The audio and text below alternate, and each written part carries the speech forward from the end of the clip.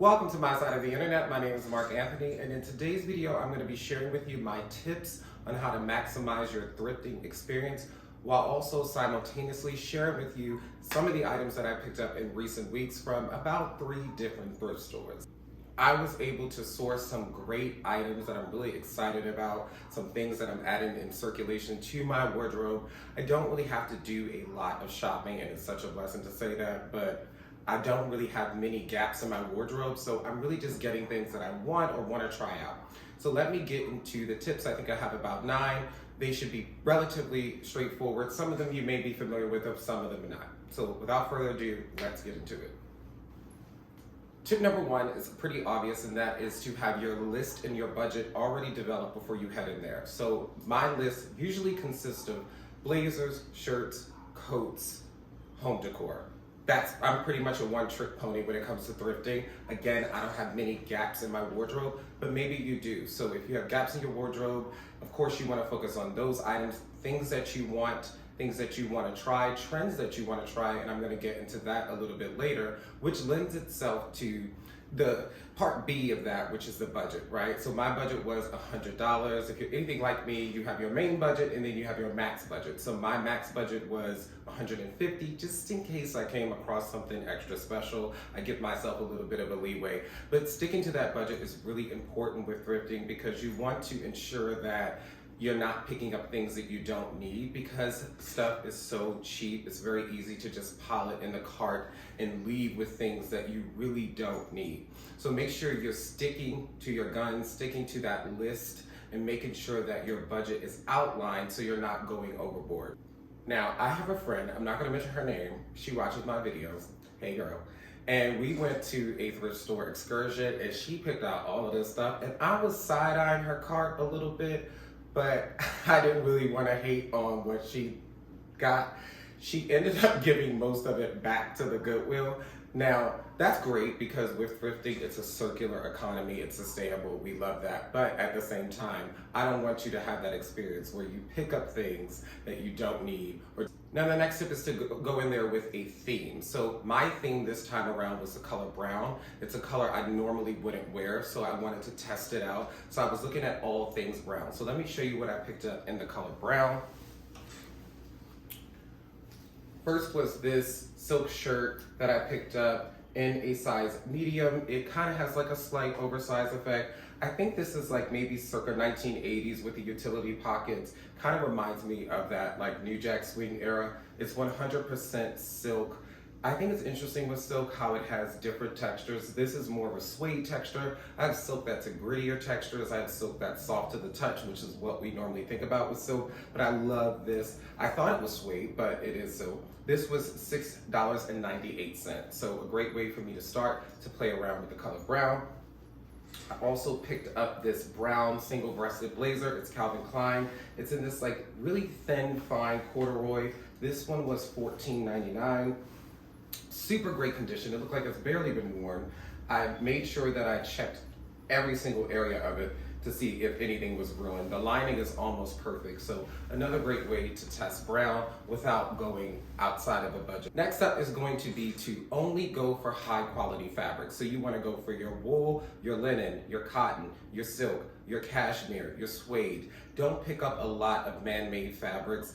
Again, it's going to deteriorate over time. You're probably not going to have the longevity you wish you had. And if you're going to go to the thrift store, make sure you're picking up great items. Please, please do not leave the thrift store with H&M, Shein, and Fashion Nova. Just don't do it, because I've seen some of those brands in the thrift store. Now, Zara, I might be a little bit more forgiving, but make sure you're getting the best quality fabrics. To figure out what those quality fabrics are, make sure you take a thorough look at the tags. What I find a lot of times with the blazers is you have to dig inside the pocket. Some of the tags, let me tell you the good stuff. The good stuff is where the tag is handwritten. The tag is handwritten or in that typewriter font. That's definitely some good stuff you want to pick up. So make sure you're only sourcing the best fabrics. I'm going to show you 2 examples. Now, the first example that I picked up was this suede single-breasted blazer with these utility pockets. It's very 70s. The fit is very 70s. It's kind of long on the bottom. This was pricey. This was $19.96, so a little bit pricey for the thrift store, but definitely worth it. The tag inside says to treat it like cashmere. Like I said, it has that like typewriter font, so you know it's good quality. It needs a little bit of work with the lining, but it's not terrible. It's not terrible. I'll probably change the color of the lining to like a black silk or something like that. But great find, kind of in that neutral colorway that I usually go for when I'm in the thrift store. The second item is this 100% linen shirt. It's super thick, super great quality. It's kind of, I feel like it's double stitched because it's kind of thicker than what you would think of linen. You can tell somebody did some alterations to it. It has these gold and black buttons on it. It has this sort of invisible design where you don't really see the buttons going down the front. I got this in a size large. Again, another great find. It has a pocket on the front there. This shirt was $6.98. Now, I mentioned this very quickly earlier, but thrift stores are a great way to try trends. So one of the trends that's out right now is oversized tailoring, oversized suits, oversized blazers. So I picked this one up at a thrift store in St. Louis. I can't really tell what the color is. In some lights it looks navy, in other lights it looks black, in other lights it looks charcoal. But anyway, it's great. It's 100% wool, double-breasted. It's tailored on the sleeve, which when I do oversize, I like to make sure that it looks good on the sleeve and not just oversized all around. It kind of adds a little bit more longevity to it and it doesn't look as sloppy. But this is a great way for me to test out the oversized tailoring trend. I would never get into oversized pants because I can't do that. But the blazer is a great and fun way to do it. I picked this up for $4, so another great find. I want to take a very quick detour because like I mentioned, I picked that blazer up in St. Louis. So next to that thrift store in St. Louis was a Burlington coat factory. We don't have one in DC proper. There might be one in Maryland or Virginia or something. I don't know. I don't leave the red line. But I went into the Burlington coat factory. I was in the shoe section, in the size 12 section, and I saw about 5 pair of Doc Marten Oxfords, and I was like, what? So I went over, I picked them up, I looked at the price, and they were $34. So I was like, oh, snap.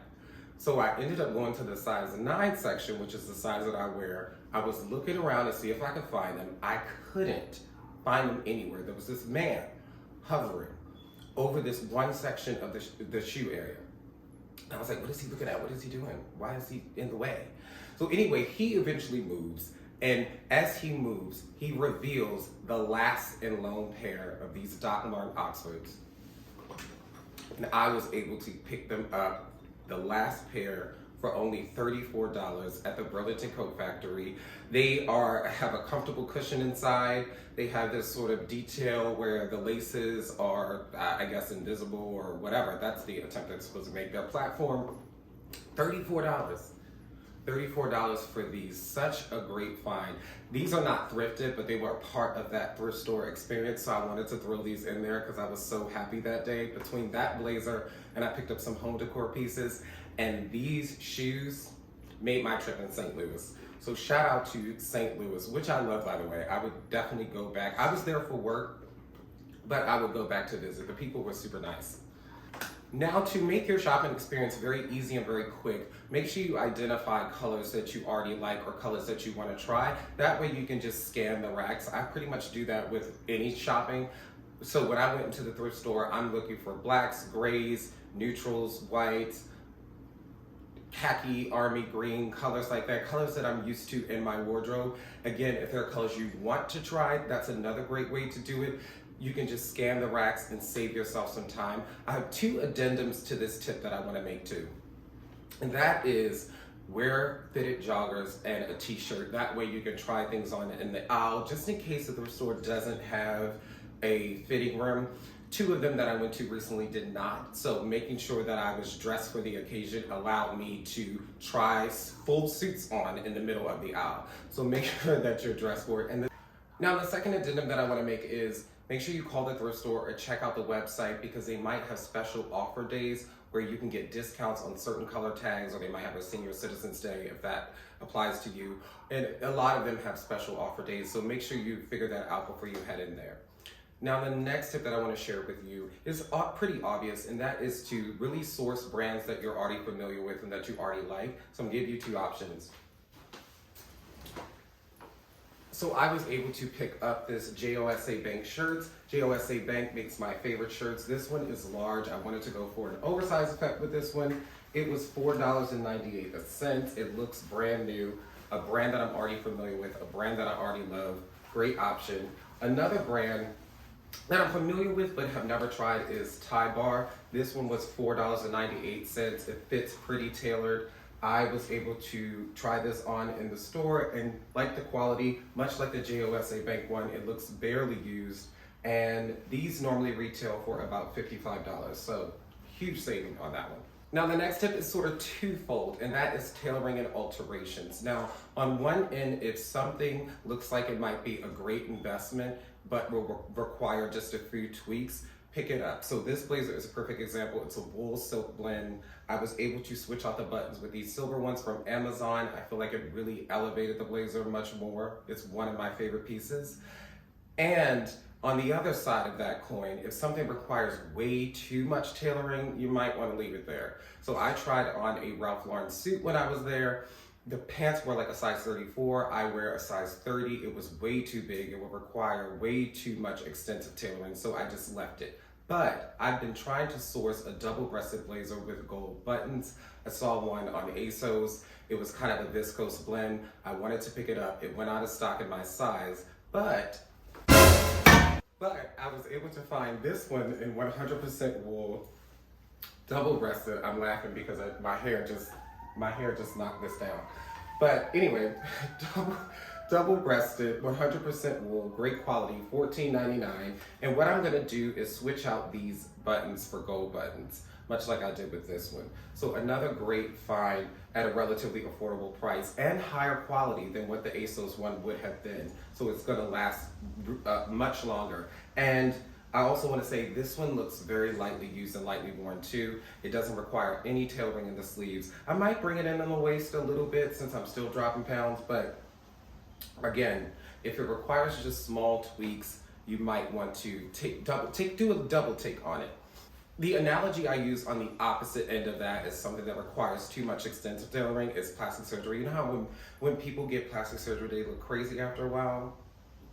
It's kind of like that. Like if you have to tailor it too much, it might lose its original integrity. So now the last and final tip that I want to share is to venture into other sections. So if you're a man, go into the women's section. If you're a woman, go into the men's section. And the reason I say that is for two reasons. Number one, a lot of things are mislabeled. I found blazers in the men's section that were definitely women's blazers and vice versa. But also the second reason is you might find gems like I did with it.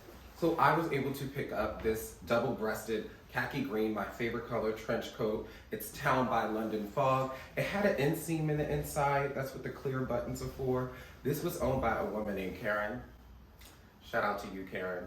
I express how much I appreciate. She's a good Karen. That's a good Karen. Thank you, Karen. This is 100% cotton. I paid $29 for it. So a little bit on the pricier end for a thrift store, but definitely worth it. It says it's machine washable, but I would never put this in the wash machine. Such great quality. You'll see the side-by-side of it. So had I not ventured into the women's section, I would not have found this gem of a coat. Now, before I leave you, I just want to say, do a once over everything before you go. Make sure it's something that you really want, you really need, you really think will add value to your wardrobe. And also make sure you check for those key areas, the collars, the sleeves, the underarms, the crotch for pants.